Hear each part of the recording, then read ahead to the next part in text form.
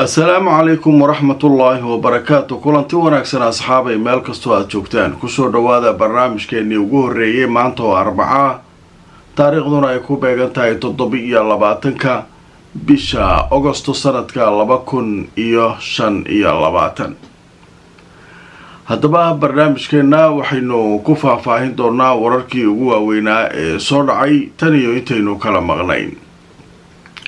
barnaamijkeena waxaynu ku soo qaadanaynaa qodobada ay ka mid ka yihiin Donald Trump iyo golihiisa wasiirada oo maanta kulan gaar ah ka yeelan doona aqalka cad arinta ku saabsan Gaza. haddaba talow maxay soo saari doonaan? maxaa iska bedeli doona mowqifkii ay Israa'iil ugu ogolaadeen inay waxay rabto ka samayso Gaza?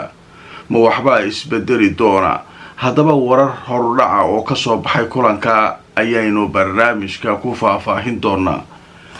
war ka soo baxay militariga Israa'iilna waxaa lagu sheegay askartii ku dhaawacantay dagaalka Gaza markuu bilowday laga soo bilaabo October 7 2023 ilaa hadda askartii dhaawaca noqotay kala bar inay maskaxiyan isku buuqeen oo isku waasheen. waa markii ugu horeysay ciidamada Israa'iil ay sidaa u qirtaan, waxaana la sheegay in laga baqayo askari kasta oo dhaawacma marka dambe inuu waali khalaas uu iska tagi doono.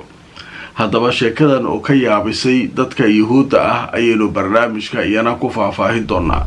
waxaa sidoo kale barnaamijkan idinkugu haynaa ciidanka Israa'iil oo sheegay saakay aroortii inay ka hortageen gantaal ka yimid dhanka Yaman oo ay Xuutiga ku soo weerareen gudaha Israa'iil. qaybta dambana waxaan idinkugu hayaa ciidanka Israa'iil oo duqaymo u geystay goob ay ku sugnaayeen ciidamada dowladda Suuriya. waxaa la sheegay inay ka shakiyeen oo ay kaga baqeen inay yihiin jabaadihii dhowaan nagta ka saaray buurta la yiraahdo Jabal Sheikh ee ku dhow magaalada Dimashq, halkaas oo ciidanka Israa'iiliyiinta ay geystaan.